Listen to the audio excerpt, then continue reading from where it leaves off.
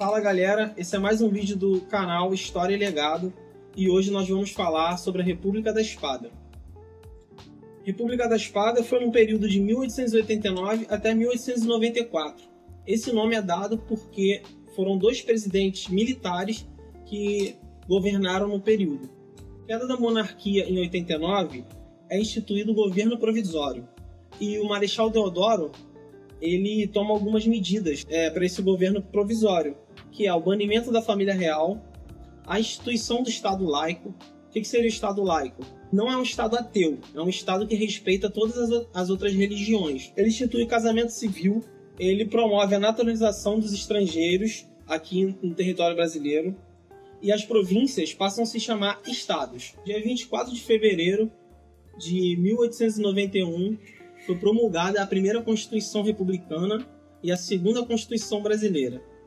Nesta Constituição, os pobres continuavam de fora, porque para você votar você precisava ser maior de 21 anos, ser homem, ser alfabetizado, lembrando que militares, mulheres e religiosos não participavam das votações. Neste período também era praticado o voto de cabresto. O que seria o voto de cabresto? Era um voto aberto em voz alta. Ou seja, não era um voto secreto. Você tinha que ir lá e votar em voz alta, todo mundo sabia em que você votava. E como a maioria dos eleitores estavam concentrados na zona rural, os fazendeiros mandavam votar em determinados candidatos que os favoreciam.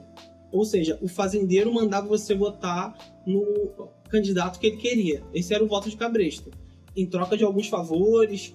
E essa república ela era federalista, no qual os estados eles tinham maiores autonomia em relação ao governo federal. Isso na teoria, porque na prática os estados do Sudeste eles meio que se sobressaíram aos demais estados, né? Essa república proclamada em 1889, ela se assemelhava ao caráter norte-americano, pelo menos na teoria, porque na prática, por conta do caráter autoritário do presidente Deodoro da Fonseca, isso não acontece. Há exemplo que ele retira todos os governadores que eram oposição a ele e coloca governadores que tinham o viés político dele. Em 1891, temos a primeira revolta da Armada. O que seria a primeira revolta da Armada? Os marinheiros pediam a renúncia de Deodoro e melhores condições para a marinha. Era basicamente isso. Deodoro não resiste e renuncia 23 de novembro de 91. A renúncia de Deodoro, Floriano Peixoto assume de forma inconstitucional, porque a Constituição da época dizia que se o presidente renunciasse com menos de 2 anos de mandato, deveria abrir novas eleições. O que Floriano faz? Ele não deixa abrir novas eleições e assume o governo. Em 1993, acontece a segunda revolta da Armada, que dura até 94. O que foi essa segunda revolta da Armada? Os marinheiros queriam que Floriano renunciasse e seguisse a Constituição, pedindo a abertura de novas eleições. A segunda revolta da Armada, ela se une com a Revolução Federalista. O Partido Federalista do Rio Grande do Sul exige de Floriano que o federalismo fosse de fato aplicado, algo que jamais foi. Por conta disso, quase houve uma guerra civil no Brasil. Porque, de um lado, existia o Partido Federalista, a Armada e Gaspar Silveira Martins, que é uma figura muito importante da época. Do outro lado, o Partido Republicano Rio-Grandense, de Júlio Castilhos, apoiado por Floriano Peixoto.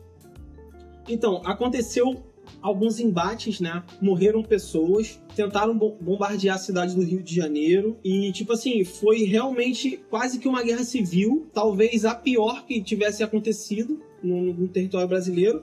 Inclusive, tem até um livro no Kindle aqui que fala muito sobre esse período, mas para quem quer se aprofundar, ele não fala de maneira superficial, ele se aprofunda mesmo nos cargos das pessoas, no decorrer das políticas da época, de qual viés político era fulano, de qual viés político era ciclano. Então esse livro ele é bem específico, é bom para quem tem a curiosidade da época, porque essa revolta da Armada, essa segunda revolta da Armada em específico, ela foi muito importante, porque ficou a um triz de rolar uma guerra civil na época. Mas Floriano não se intimida, ele reprime a revolta violentamente.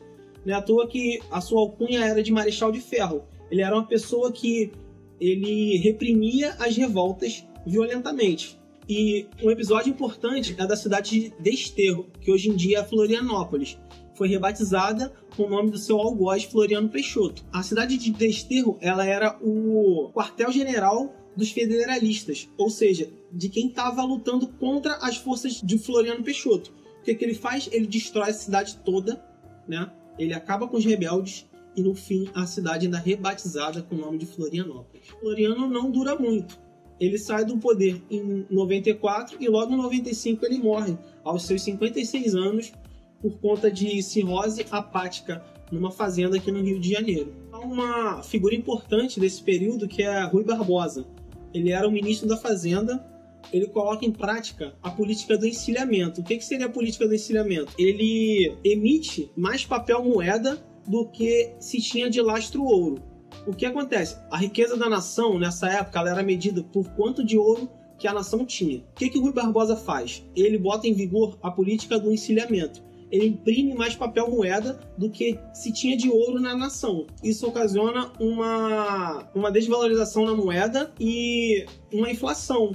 Só que isso, ele queria trazer capital exterior para dentro do país. Tem mais alguma coisa interessante sobre Rui Barbosa. Mas antes disso, se inscreva no canal, compartilhe e ative o sininho. Em 1890, acontece uma coisa que o movimento negro tem muito a perder.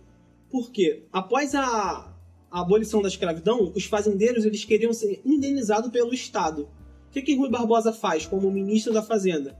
Ele faz uma grande queima de arquivos para não indenizar os fazendeiros. Porém, por conta dessa grande queimada, a gente não tem registro sobre a vida das pessoas que foram escravizadas, o que aconteceu naquele período, quem era aquela pessoa, entende? A gente perde muito porque a gente não conhece a vida de milhões de pessoas, vamos dizer assim, que passaram por esse solo aqui e a gente não sabe nenhum registro dela por conta dessa política do Rui Barbosa. A história sempre tem algo interessante a nos dizer. Me diz aí, o que você queria que eu falasse? Deixa a sua sugestão aí no comentário. Obrigado.